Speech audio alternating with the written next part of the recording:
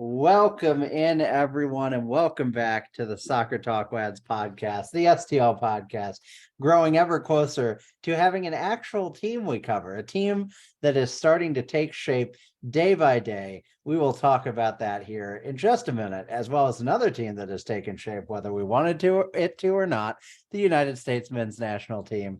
My name is Stephen Ground, but before we get to any of that, I would be remiss if I did not introduce my very handsome, very credentialed co-host here tonight, Justin Horniker. Justin, how are you doing this evening? I guarantee you that handsomeness that you feel is just the credentials talking. It's not actually my looks. Well, that's true. That is, I would. That's how it works. Exactly. I look more official that way. It's the manliness that I'm just exceeding. I'm doing good, Stephen. Thank you for asking. Good. Justin, you are, in fact, a credentialed member of the media for I'll be in the press box. They're actually going to let me in the press box tomorrow. Very first, that's so cool. Game at City Park, the newly renamed City Park, which I don't think we've discussed on this here podcast. How's that feel? That's got to be pretty cool. It feels, yeah. I was thinking about it. And I don't know. I'm probably not going to be able to say much in the early on. I'll be crying. But yeah, because we talked about it when we started this podcast about how we've kind of been waiting to have a team that we can get behind. And then the stadium's there. It's kind of magnificent in its scale compared to soccer park, let's say. Yeah, and soccer fields in general kind of give you that awe experience because you're in the corridors and everything, and then you walk out and all of a sudden this big field just opens up in front of you. But yeah, I'm looking forward to it. I'm very jealous that I'm missing the game. I'm out of town still, but I will be there next week, and hopefully we'll get to see one or maybe several of the World Cup games that they're going to broadcast there. I think that's going to be I think England, US, we'll have to see if our schedules match. This is an off-air topic, Stephen, but England, US. Let's not discuss our very busy and important schedules on this here episode of the podcast. But yeah, let's try to make it happen. Before we get to USMNT, though, let's keep it local. But with some potential USMNT players. Well, sure. There's a lot of overlap in both directions here. There's a lot of local impact on the USMNT. There's a lot of there's not so much St. Louis City impact on USMNT, but it all overlaps. We're all about synergy on this podcast. That's right. And speaking of, I should mention that our fellow co-host Ian Peters was not able to be here today because he had to go to Hawaii. That's he's actually excuse. I kind of warned him against this. He's trying to walk to Qatar by the time it starts, but he's not going the right way. And swimming, he's gonna get lost in the ocean. That's right. We counseled him to just take a flight if he really we first of all we said don't go to Qatar. You don't need to be in Qatar. He's going to be one of those supporters that they're paying to dress up like the foreign fans, which is weird because they're not actually paying him to be an American fan. They're paying him to look like a Japanese fan, which that makes sense. Strange. He speaks a little Japanese. He took it in high school, but still strange. Weird call by Qatar there, but I think the issue is that he's recently seen Black Panther, so he thought that he could, just be able to go through the ocean like that. But it's not that easy, Stephen. It's not. It's not for us mere mortals. It's not that easy. Speaking of Black Panther, I haven't seen Black Panther yet, which I know I need to, but I have recently gotten into, which I've been putting off for a very long time, the Marvel series on Disney Plus. And I saw WandaVision when it came out because how could you not? But I had not yet seen Loki, and I hadn't yet seen Captain Falcon. Captain Falcon. I always call him Captain Falcon. I hadn't yet seen Falcon and Winter Soldier. I had finished Loki earlier this week, and I'm working on Captain America, Falcon America, and Winter Soldier right now. Very good. I'm enjoying them both very much. So I always enjoy it. I'm a nerd, so I enjoy everything Marvel. I don't especially when you don't look too critically at it. It's awesome. Yeah, I agree. So anyway, we've delayed long enough. Let's talk about the expansion draft for St. Louis City SC because this team is starting to take a kind of shape, a sort of shape, a little bit of a shape. And it's pretty exciting. We added 6 players, excuse me, I can't count, I'm an idiot, 5 players on the expansion draft night. And they come from, all over MLS. I don't really, I didn't pay super strict attention to the rules of the expansion draft or how all that works. Is there anything we as a citizenry need to know about the actual rules, or should we just talk about the players? Yeah, so I guess like rules wise, just understand that like even though some players were available, they could list players that were out of contract or that they had the rights to, but necessarily like weren't going to come to MLS or have a deal going elsewhere. So understand that when you see some of the names that weren't picked. Giassi Zardes, for instance, I know that name kind of pops out at you, but he's out of contract, so it'd be stupid to draft him even. But yeah, that's kind of the terms of engagement. And there were a few teams exempt because they were picked by Charlotte last season. Gotcha. Okay, so with that in mind, we drafted 5 players, and the first is, and maybe the best, I'll let you decide, of those is Nicholas Giacchini, midfielder for Giacchini, excuse me, a midfielder for Orlando City, or formerly for Orlando City. He arrived stateside after signing a free agent transfer with Orlando City, and just 4 months later, he's moving a little bit closer to home by joining St. Louis because he's a Kansas City native. What are your thoughts on this new addition to our midfield? How do you feel about it? Yeah, I like Giacchini a lot. He is a guy who has had experience with the U.S. national team. He's playing with, is it Kane? Is that how you would pronounce it in French? I don't know, guys. I don't know. I'd say. And then Montpellier in Ligue 1, and then came back to the U.S. to play with Orlando City. He's only 21, turning 22, and it's not like he was a bad player in Ligue 1. He played 28 games for Montpellier as like a kind of substitute. So getting like top 5 league time as a young player seems important to me, even if he wasn't necessarily like a contributor in a way. But he kind of had like in a short season, only played 6 games with Orlando City. So I think he's like one of those guys that's high upside that you kind of thought low on. And like if he turns out to be an okay MLS guy, then cool. But I think you could also sell him on for more eventually. Yeah, I agree. We also added Indiana Vasilev from Inter Miami. He's an interesting selection, and I believe I'm reading your notes from an article here. Yeah. Do you want to share where people can find your articles, by the way? I'm writing for Area Sports, so with MLS coverage, so you can find it there. I also write for my own site on Medium. Just search me there. On Twitter as well. Also on my Twitter. Yeah, if you don't follow me on Twitter. Probably on our Twitter handle. And on our Twitter as well. So you're very available. You're very findable. I'm not hiding out there, folks. But Vasilev is an interesting selection, a hardworking, talented winger who is still looking to completely establish himself. And as Lutz Fan and Steele put it, we still have to work out a deal with Villa. If St. Louis can secure Vasilev's rights from Aston Villa, then the 21-year-old could be a big boost to St. Louis's wing play for years to come.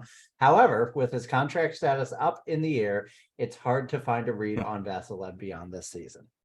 Yeah, like I think he's a good MLS player regardless, but like he was on loan with Inter Miami, so I don't know, like his contract's up at the end of next season, so it could just be you loan him, you try to sign him when he's out of contract or sign a pre-contract or whatever. But yeah, without knowing like his future and if they'd like own his rights going forward.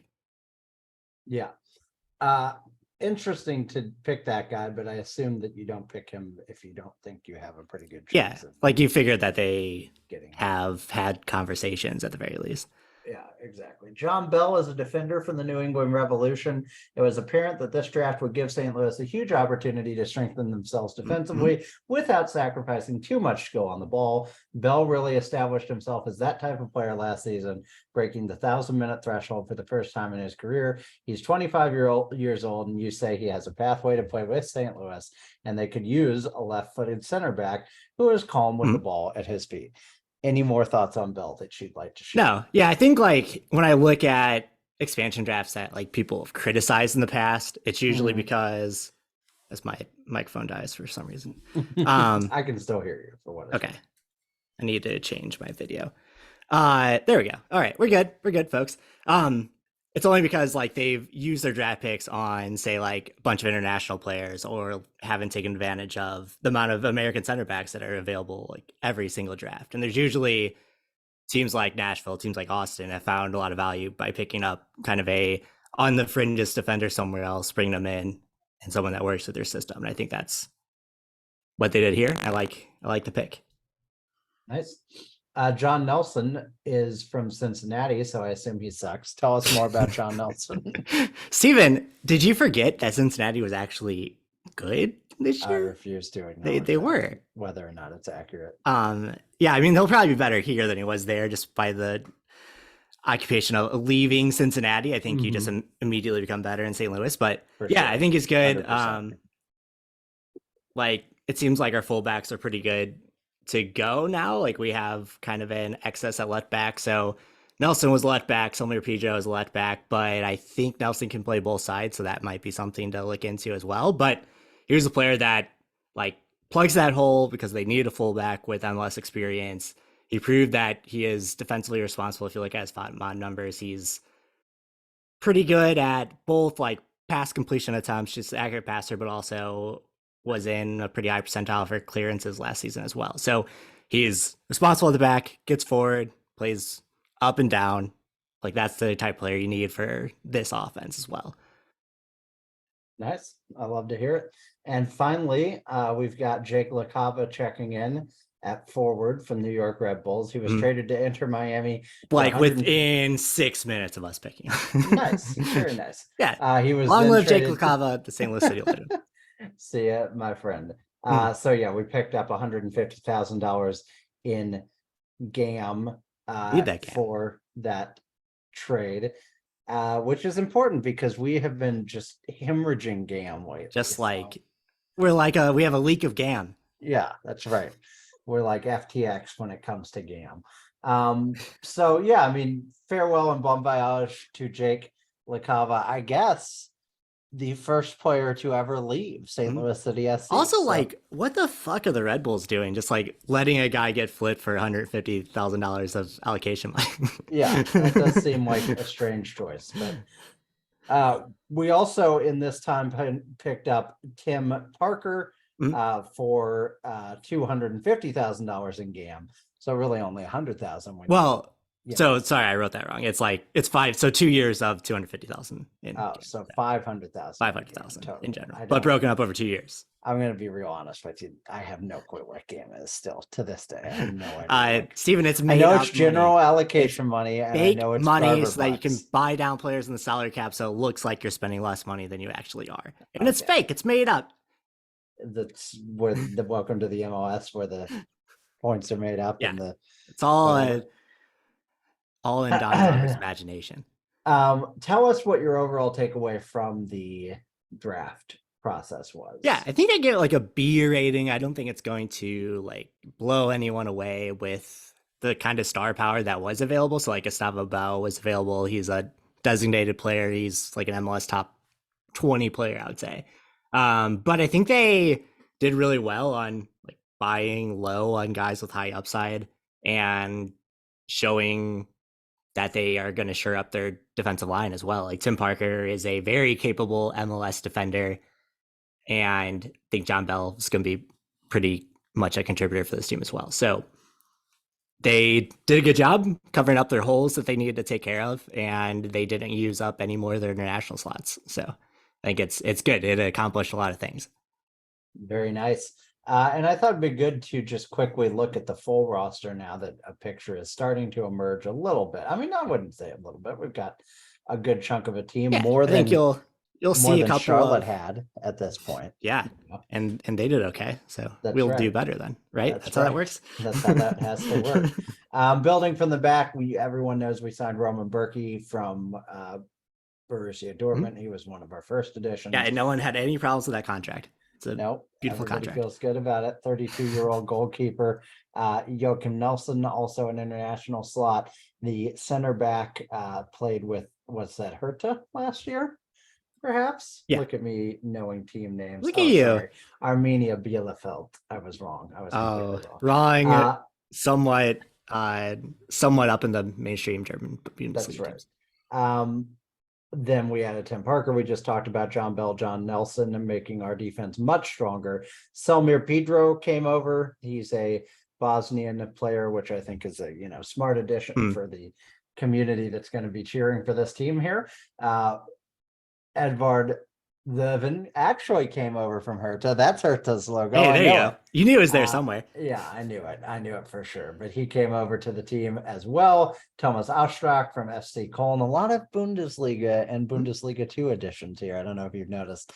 Lutz seems to have a type, unsurprisingly. And we've got Aziel Jackson, who's a player I don't know if we've talked about yet on the podcast. Yeah, and that was one, I guess, really popular with a lot of folks. Yeah, Minnesota fans were very angry that they sold him. Upset. Yeah. So I think that's usually a pretty good sign that like a young kid with good upside, he was probably the best player on their 2 team last year and just like didn't have a chance to break through the roster, and then they sold him in the offseason. So yeah, nothing wrong with adding a 21-year-old, for with some upside, 150K or 170K or whatever we paid for him. We also have Vasilev, who we mentioned, Jared Stroud coming over from Austin, Isaac Jensen, the left winger, Joao Klaus, the center forward, and then obviously Gioacchini, who we already mentioned. A lot of youth on this team, 22, 25, 18, 26, 21, 21, 22, 25, 24, 24, 25. And then when you get to the backfield, it's 29, 28. And obviously Berkey is 32. That matters less. I think that's kind of how I want it too. I want my like more experienced players in the back, for sure. Like at least to start, I think there's nothing wrong with having a lot of youth, in terms of building a team. I want young, exciting wingers. I want stable defenders. All right. That's right. Which is not what the USMNT has. No, I'm just kidding. They're great. Everybody loves them. They're terrific. But in any case, so how are you feeling now? We're going to have a game at the stadium in just 24 hours from now, less than that, I suppose, technically. We are. Yeah, and when we beat Bayer Leverkusen, that means that we are better than them. So, like, getting beat by a 2 team, look it up.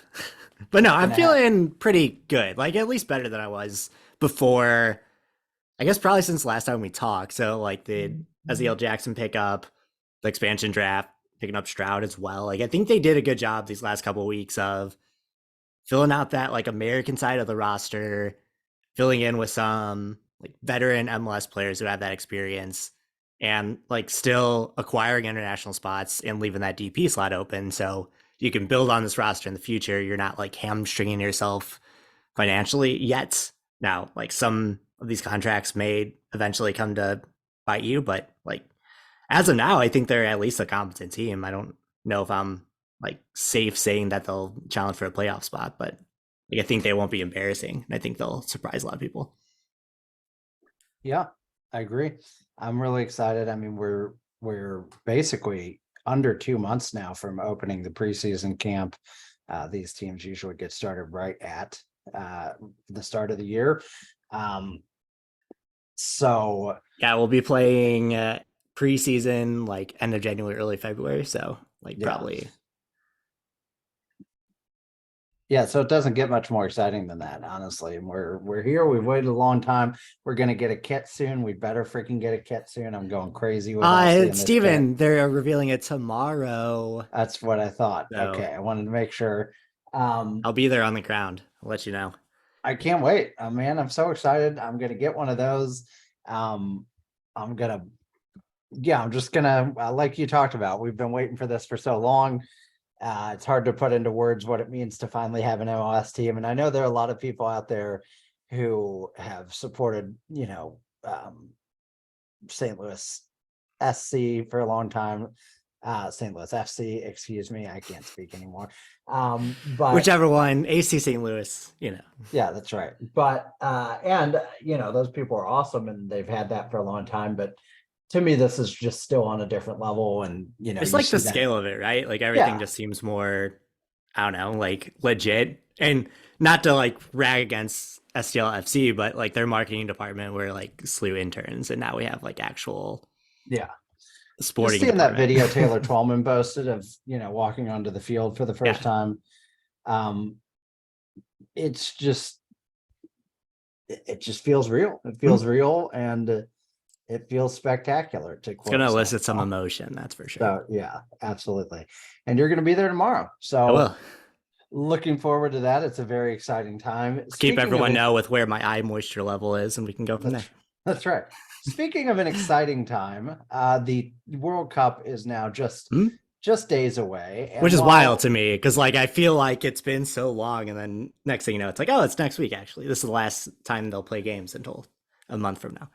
Yeah, and while we here at the Two Guys One Cup podcast officially condemn Qatar as a host nation. Well, we can't speak for Ian anyway, but us too. Well, that's true. Yeah, I mean, he is traveling there right now to get their blood money. But the rest of us, not big fans of Qatar. I think we both kind of, have decided that that we're going to watch this tournament. We're going to talk about this tournament and try to analyze it in a vacuum away from the Qatar of it all. Hopefully the Qatar of it all doesn't rear its head more. Yeah, well, that's the issue, right? Because so Grant Wall put out a tweet today that he had not his phone confiscated, but he was taking a picture of just the entrance way of the World Cup village, and someone came and told him not to take pictures and told him to delete the picture. So that, if that's a indication of freedom of press going forward, that's not necessarily a good sign. But right. Now, there are a lot of bad signs, but we'll take what we can get for the time being. And let's start by talking about the U.S. men's national team roster that was revealed a few days ago, I guess almost a week ago now. The full roster being released from on high on ESPN and live reacted to by many people, including, well, you didn't do it quite live, but yourself, you had a very passionate YouTube video. Yeah, I let Greg get under my skin, Yeah, you did. We'll talk about it. We'll talk water about off a duck's back, We'll talk about it when we get there. I let it get to me. But first, let's talk about the goalkeepers. It is no big surprise that Ethan Turner from Luton Town made this team. There's certainly no surprise that Ethan Horvath from Luton Town made this team. It's certainly no surprise that Matt Turner from Arsenal made this team. It is, I would say, quite a surprise that Sean Johnson of New York City FC made the team over Zach Steffen, who has been a longtime Greg Berhalter, homeboy. Yeah, that's not. Yeah, it is wild that so Steffen, but I couldn't. Yeah. That wasn't the right word. He was definitely the cemented number one for at least half the cycle. Yeah. But he has not been particularly good. Where's he playing? He's in Middlesbrough. He's in Middlesbrough, yes. And Matt Turner's certainly the best shot stopper that we have right now. And I think if anything, this is just a vote of confidence in Matt Turner, and this is just saying you're the guy. There's no other option here. We've seen Ethan Horvath do incredible things with this team when he was called upon. Yeah, I think now there's a clear delineation between all right, Horvath's clearly number 2, and then Son Johnson's number 3. And Steffen hasn't done enough to really save his job either. So it's not it's a snub necessarily, just surprising from where he's been. No, but I do think it's appropriate to give Greg a little bit of credit and just say, you made a tough decision that, burned a guy that you like, and you burn a guy that you like, we get to burn a guy that doesn't work. Never mind. Exactly. We get to set someone on fire. Moving on to the defense. This is in no particular order because it's the order that they listed it in. I guess it's an alphabetical order, which is a particular order of sorts. I have opinions about when things aren't in actual positional order, but yeah, it's a choice. I agree. But this goes from Carter Vickers to Zimmerman, so I'm going to assume alphabetical order. Cameron Carter Vickers from Celtic. A little bit of a surprise on this team, but let's name all the names here, and then I'll get your takes. Serginho Dest, about as chalky as it gets. Aaron Long, not everyone's favorite player, but certainly not Probably a surprise to people who were honest about what this roster was going to look like. Inevitable, much like Thanos. I would say Aaron Long is the Thanos of this team's defense. Yeah, Aaron Long and Harry Maguire, the Soul Stone, the Mind Stone. Yeah, that's right.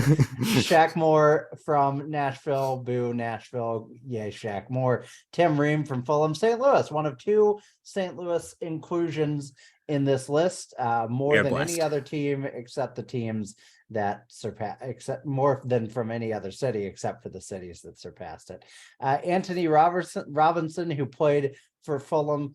I also love when their hometowns on this team list are not listed as American hometowns. Anthony Robinson's hometown is listed as Liverpool, England, which makes you wonder why. It also, like, sometimes I forget just like how scouse he is, and then he'll talk in interviews like, "Oh, he's from Liverpool." Yeah, it's awesome. Joe Scally, sounds like Jordan Henderson. Shout out to Joe Scally, the heart and soul of my Fortuna Dusseldorf rebuild in FIFA, also the heart and soul of this defense. He comes from Borussia Mönchengladbach and Lake Grove, New York. Then there's DeAndre Yedlin, Inter Miami, the veteran, the wily veteran. Far be it from me, little did I think that I would ever see a time where DeAndre Yedlin was the wily veteran of the U.S. Where he had 75 caps. That is wild. That's right. And then Walker Zimmerman, of course, as well. Not a surprise there. 2 of our defenders coming from Nashville SC. Justin, does that spell doom for the USMNT? Yeah, I mean, it really does. Yeah.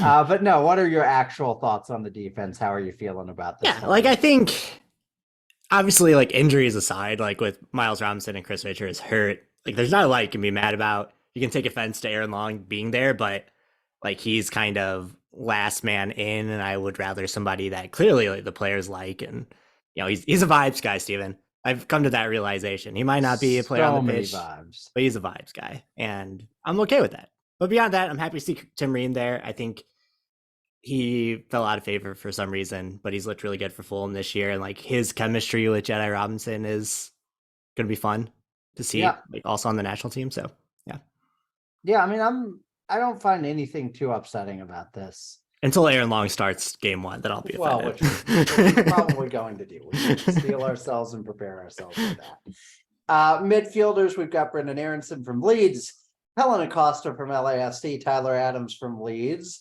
Wappingers. Oh, that's his name. That's his hometown, Wappingers Falls. That's not real. That's a made-up place. I was leaning back a little and reading from afar, and I'm like, who the hell is Wappingers Falls? Luca Della Torre from Celta Vigo in San Diego, Weston McKennie at Juventus. Man, it's cool to see all these players for like big clubs overseas, like real clubs.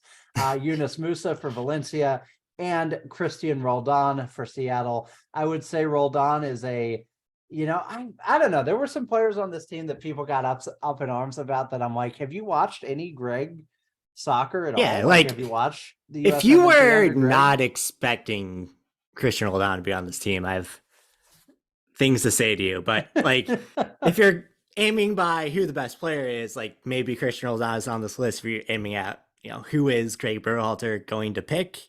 He's not going to have a team until Christian Roldan retires. It doesn't have him. Yeah. That's right. Any other general thoughts on the midfield? I mean, this is one of our points of strength. We've got Brendan Aronson, Tyler Adams, Weston McKennie, Kellen Acosta, a lot of talent in the midfield. Yunus Musa is off the charts as well. Maybe our most important player in some ways. Luca Della Torre is, I would not think he's going to see a lot of action, honestly, but I think he's a good option to have, at least, off the bench. I like seeing him in there versus a lot of other guys. And when you break it down that way, and Christian Roldan is your 7th midfielder of 7, who cares? Like, don't get that worked up about that. I mean, seriously, who cares? If he's a vibes guy, he's one of the clubhouse guys in a They veteran that you posted want those around your videos team. of like the players telling their parents that they made the team, and Roldan's parents were adorable. So for that, I think he Yeah. deserves to be on. So it's great. Just let him, I don't know. That's just not something to And get like he's upset a about. capable player. Like, is he the Of seventh best course. midfielder in our pool? Probably not. But I think there are plenty of good players that get snubbed for various reasons from a national team. Right. Excuse me. If there is some place to get upset about, I know that you have gotten upset about this forward group, which includes Jesus Ferreira of FC Dallas, Jordan Morris of the Seattle Sounders, Christian Pulisic of Chelsea. I don't know if I've heard of him. Is he any good, Christian Pulisic? Yeah, he's decent. Gio Reyna of It's no Mason Borussia Mount, but Dortmund, he's decent. the St. Louis, technically the O'Fallon, Missouri native. Oh, we Josh claim him, Sargent baby. of Norwich City. Man, what a year for Josh Sargent to rise to prominence, then fall completely out of favor, and then still make. Well, he just destroys second league defenses. He did that with Werder Bremen too when they dropped, and I can't wait for him to figure that out against like actual defenders. Yeah, it's gonna be sick.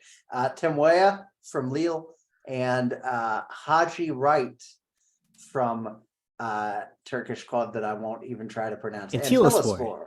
Yeah, I said it right, kind of.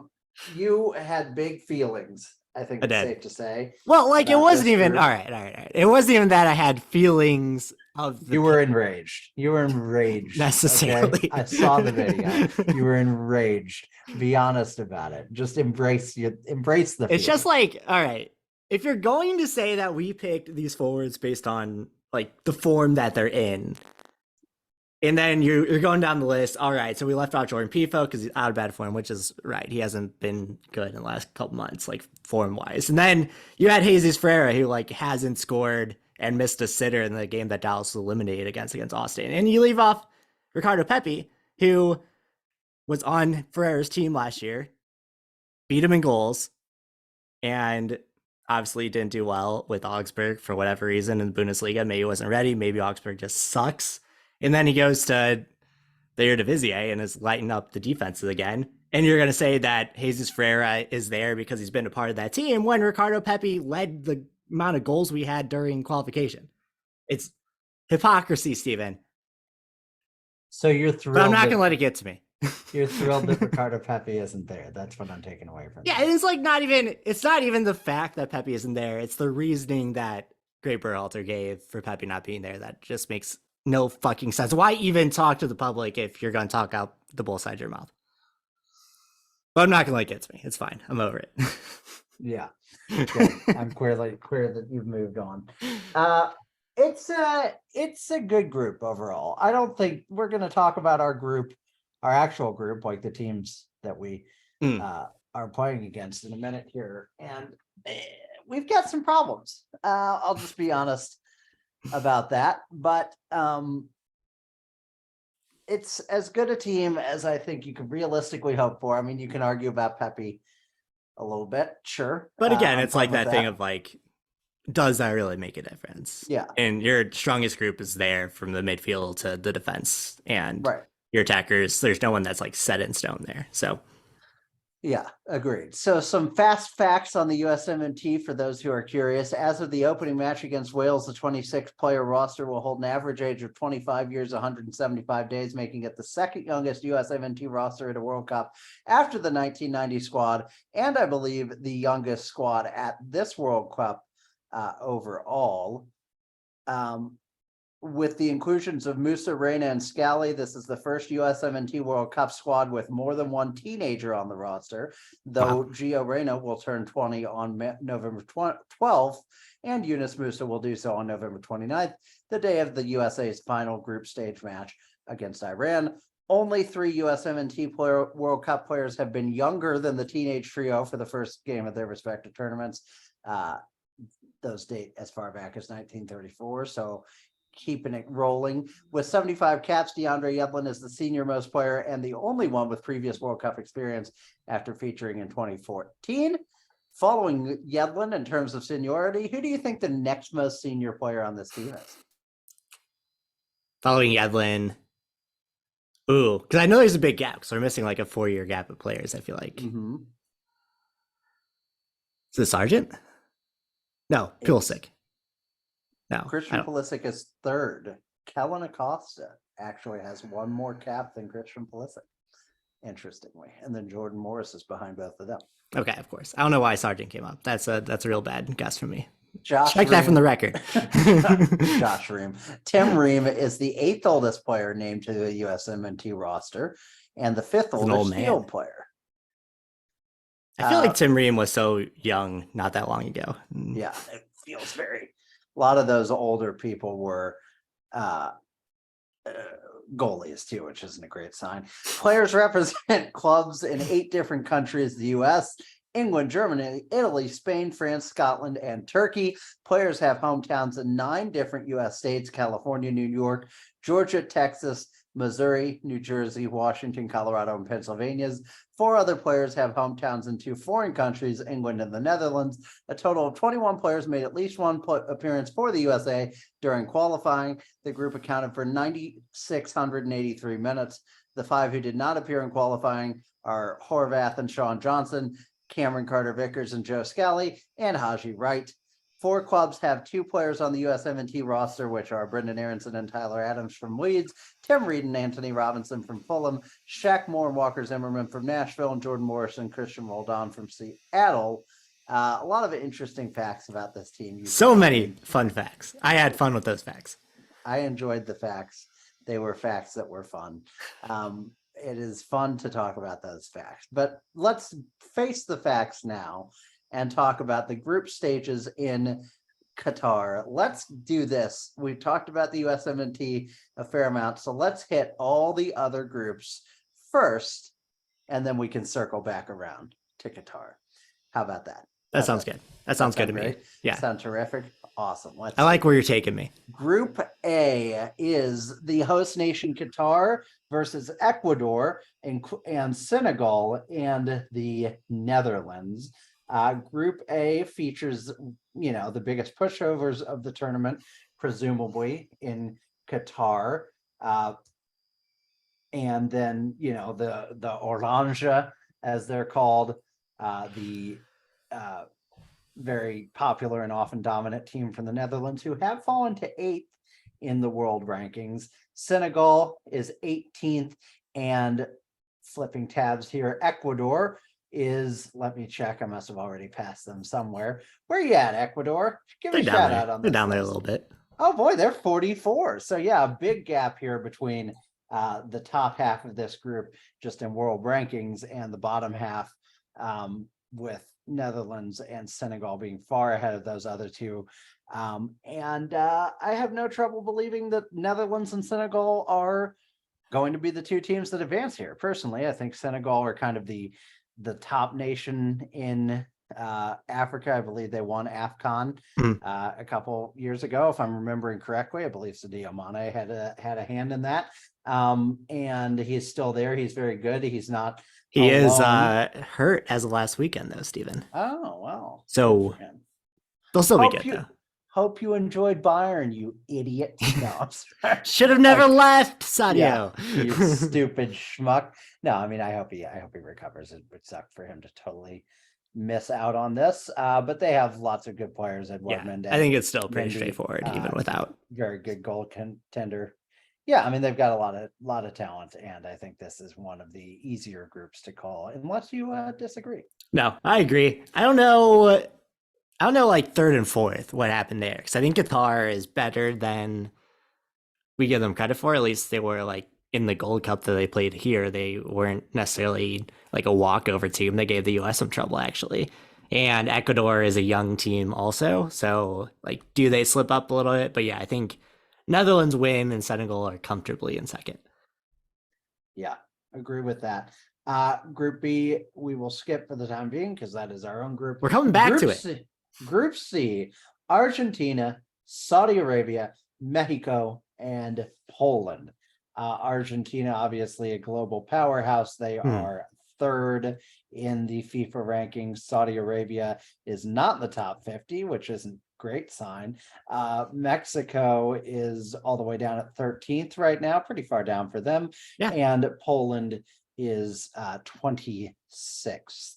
So another mixed group. I don't see any way in which even Argentina can screw up advancing here. Saudi Arabia, by the way, 51st. I had to flip a tab to figure out where they were. Nice.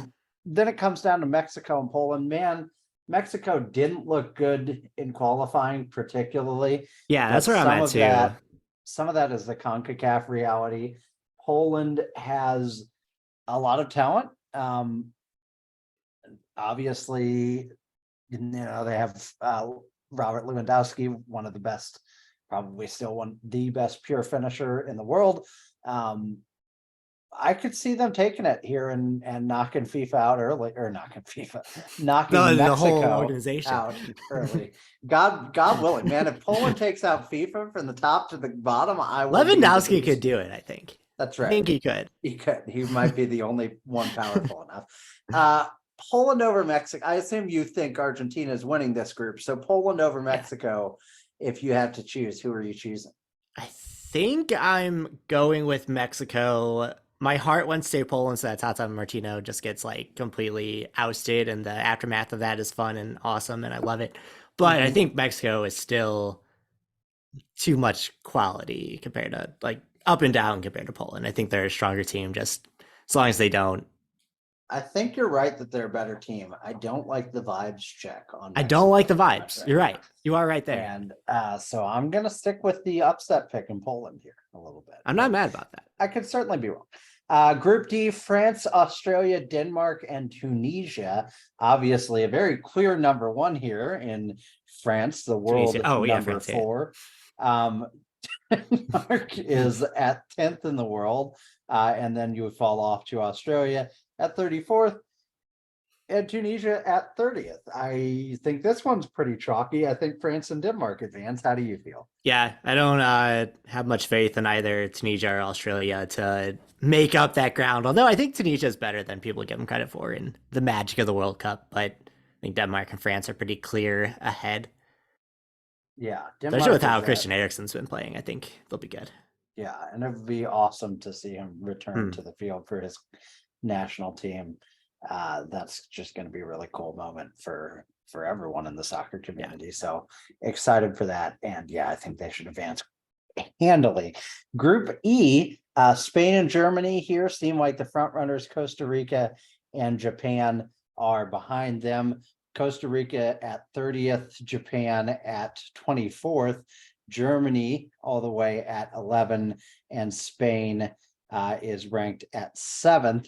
So again, a situation where there are two clear favorites, two clear powerhouses, two teams with a lot of history. Do you think either of Costa Rica or Japan are able to pull a shocking upset here? No, I think this is probably the hardest group from like top to bottom though, because like Costa Rica, especially if Keylor Navas is like on top of his game, like they could almost steal a game. He's pretty good, I've heard. Japan's actually like a very strong team as well. Like I think Germany win. I'm not sold on Spain, but I think they still come second. I'm not sold on Germany. I don't think I have a friend from Germany now. I mentioned him before. He's not sold on Germany. Yeah, I'd imagine the sky's falling over there. He's trying to hide it. He's hoping that Jurgen Klopp gets fired so that he can come be the German national team manager. Yeah, like I don't think it's going to be a Germany team that like makes the final or anything, but I think they're strong enough to at least get out of the group stage. Yeah, I agree, and I think they're going to be good enough under Hansi Flick to take over, to at least get out of the and like they had that familiarity factor too. That I think is important. Germany doesn't change. Like as much as there's turnover in the in the whole it's like Manuel Neuer World Cup world for most teams. There's like no change in Germany. Muller and Neuer have been there for like 20 years at this point. Yeah. Moving on here. I'm going to be honest and say that I think Canada got a really rough shake. They had a really good qualifying, and I think they deserve a little bit better than being in the group they're in. But they're in a group with Belgium and Croatia and Morocco, who aren't total pushovers themselves. Canada is the lowest rank of these by far at 41st.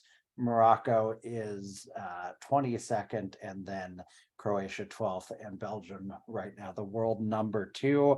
I don't see a way in which Canada challenges here, which I think they've got some really great talent, and they're just not a deep enough team to make a run against any of these teams. Especially while like Alphonso Davies is like the best fullback in the world, like they have a clear strength and they can like game plan against, which I think is a weakness for them. I agree. And do you see a road for Morocco to upset Croatia here in this game? I don't think I do, but I do think it's a little bit interesting because that to me is like the perfect type of matchup for overanalyzing or like misunderstanding both teams. I'm trying to phrase this well, but like Morocco is a team that you could easily underrate if you're not really paying attention to them. They're, I guess they're at AFCON probably, right? But they're not, but they're, just not, they don't fit that kind of, they don't kind of fit anywhere. It doesn't feel like, they're kind of stuck in the middle there between Africa and Europe, and they're probably overlooked a lot. And then Croatia is a team that is historically powerful, but I think a lot of their top talent has aged. So I think you could definitely overrate them a bit. They certainly had a really rough start at the Euro, if I remember correctly, last time. Yeah, and honestly, that was 2 years ago. Morocco, so like 2 years older. Looking through Morocco's recent results, they kind of struggled outside of AFCON this year too. Like, so I don't form-wise, that might end up working out for Canada more than we think.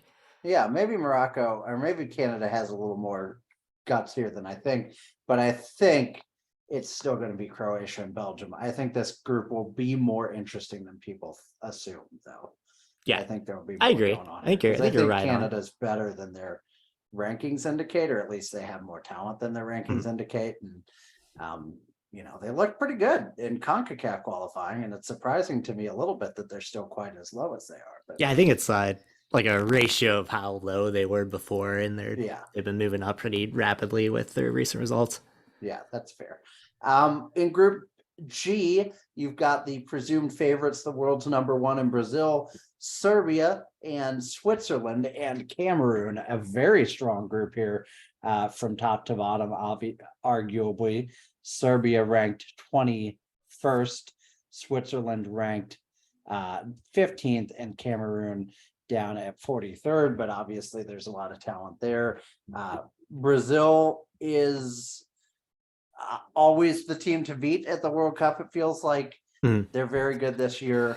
Yeah, this team is very good. It's very believable that they win outright and running away. It's also really believable to me that they choke, because they could always choke because they're Brazil. Yeah, so and like the interesting thing is, so Argentina and Brazil match up in the semifinal if they both win their groups and go from there, and that's an interesting game because not only is it like your greatest rival, but both teams are trying not to choke to get to the final, and I think that's a fascinating matchup this year. Maybe they just both turtle and just never. Yeah, they're just both so scared to touch the ball that they just shoot wide on every penalty kick on purpose, or they never take one. They just sit there and don't take them, and then the World Cup freezes. But yeah, I mean, Brazil, I think obviously exits this group. Who exits with them? I think that's a little tough to call. Who would you favor out of these? I think I still say Serbia. Yeah, I think so. Yeah, that's fair. I mean, it's not. I at least rate them higher than I rate Switzerland. It's the I don't think it's the weak man's pick. I am leaning Switzerland a little bit, but it's hard to say. They're both good teams. They're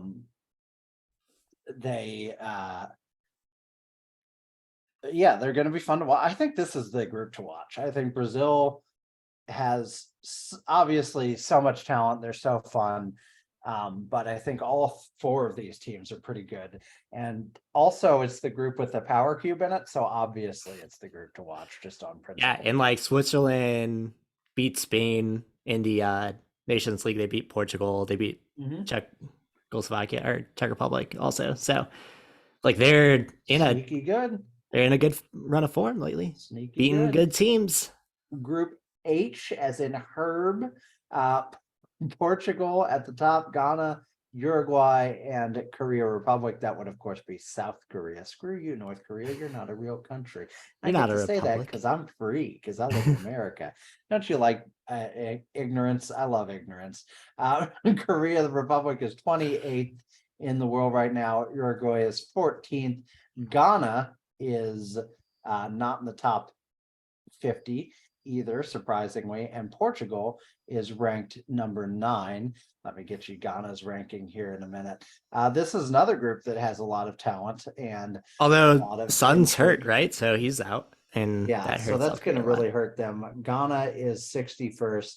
I do think Uruguay and Portugal advance here. Uruguay, to me, is a team to really watch this year. I think they could be a sneaky make a run kind of team. They've got so much talent. Cavani and Suarez and Darwin and the guy. Yeah, and like Real for Madrid, Cavani and his name I Suarez, it's can't kind of their remember like, right now. yeah, it's their last. Oh my God, what's his opportunity. name? What's the Real Madrid midfielder guy's name? The younger guy. You know who I'm talking about. You can't think of him. We'll figure it out. I'll figure it out. Keep talking about this group and I'll get you the answer. Federico Valverde. I was about That's to say it. All right, we're good. We're good. Yeah, Valverde is good. very We good. got it. Yeah, like they're also just stocked full of talent. The only reason they're kind of lower FIFA wise than they should be, I think, is because they're in the same region as Brazil and Argentina. Like it's not like they're a bad team because of that. I think they're still very, very strong. Yeah, I mean, this is a very good roster or a very good group. Actually, I like that team a lot. Looking at that roster again, yeah. I really think Uruguay is a sneaky pitch to watch. Now we talked about the other 7 groups. Let's dive into Group B a little bit. England, Iran, the USA. I was trying to figure out what Iran mean. I assume that's Islamic Republic of Iran. Oh yeah. Took me a minute. And Wales, that's England, Iran, the US, and Wales. This is going to be, without question, the worst group to watch of actual soccer. I hate to say it, but I mean, is there any argument that I'm right? No, you're right. 100%. It's going to be terrible to watch these teams play soccer games. And I will admit that I am worried for the US here because, I mean, this is like a team, this is like Sepp Blatter, who I know isn't in charge anymore, but still put his thumb on the scale and said, how can I screw Greg Berhalter personally? I think, yeah, because that might be the one time I agree with Sepp, I think. Well, that's true. Yeah, I'm down with that. But like, yeah, like the US gonna have to play with the ball against Iran and Wales. Exactly. If there's one thing, if there's one fatal flaw of this team, of the US team, that everyone knows, it's that they can't break the low block and they can't score with the ball at their feet, and they're a counterattacking team, and they're extremely good at the counterattack. They're extremely bad at penetrating solid defensive teams that just pitch in and play a deep lying defensive game. We're going to have to score with the ball at our feet this game. We cannot counterattack really any of these teams. I mean, England doesn't even really love playing with the ball. They're going to have to by default here because they're England and none of the other teams are. But like, this is a bad group for us. I still think we can escape it because our quality just outpaces Iran and Wales to me by enough. And if you're talking about like the battle of the midfield, we have a better midfield than Iran and Wales.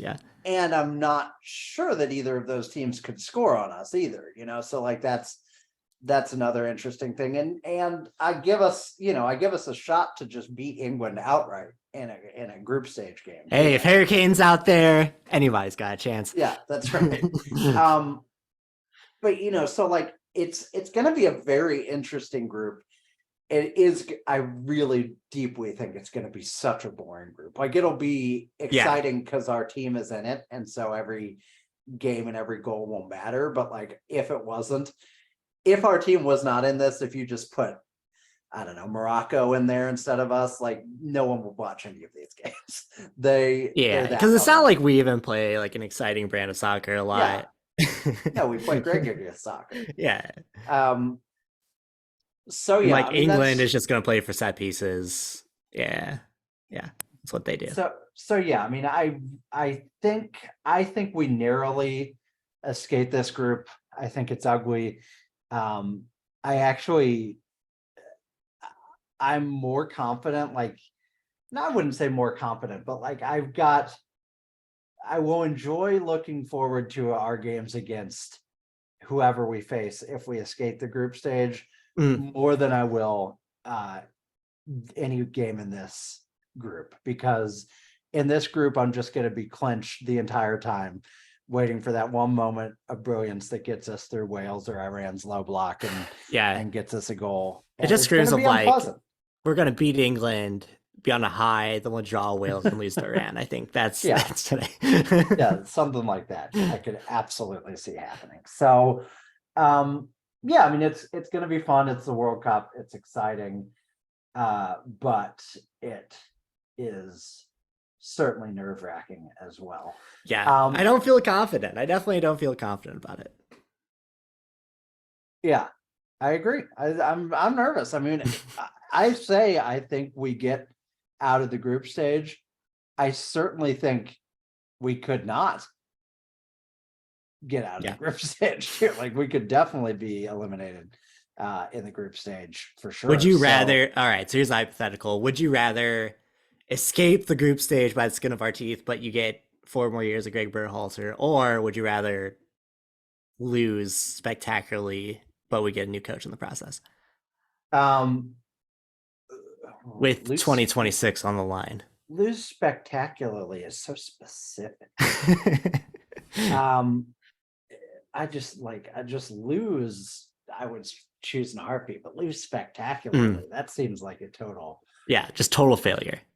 Total destruction that could lead to some mental trauma for these guys. I'm going just ruin the players. Yeah, I don't think Greg Berhalter makes the next World Cup regardless. Okay, so I would prefer to see them win. I don't know. Can they really go into World Cup in America with Greg Berhalter as their manager and feel good about that? I didn't think he was going to make the qualifying cycle. I wouldn't feel good about it, but like, yeah, I don't know like when his contract is up, if they necessarily, because of like all the fan backlash against him. But I don't know, US soccer does dumb shit all the time, so I'm not confident one way or the other. Yeah. That'd be rough if we go into 2026 with Greg Berhalter as like a 8-year-long manager. Then he's like part of this program forever. It's just like ingrained in US soccer with Greg Berhalter.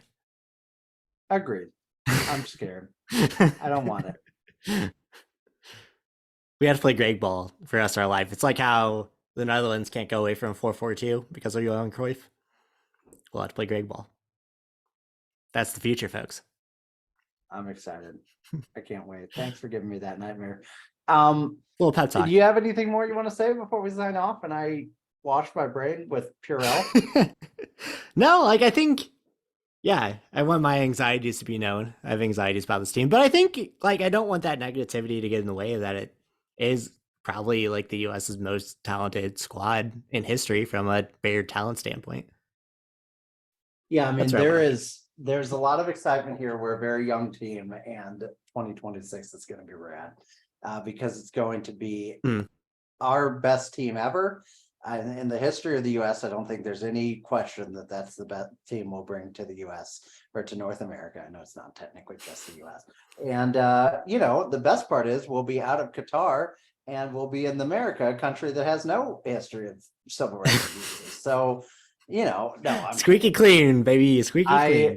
I see people make those jokes and I'm always like, okay, guys, it's cute, but like Qatar and the US are not the same, right. Yeah, where it's like, oh, you support Qatar, but what about these things? Yeah, it's like I get it. We've done some bad shit. Yeah, we can talk about the bad aware. shit. We can talk about that.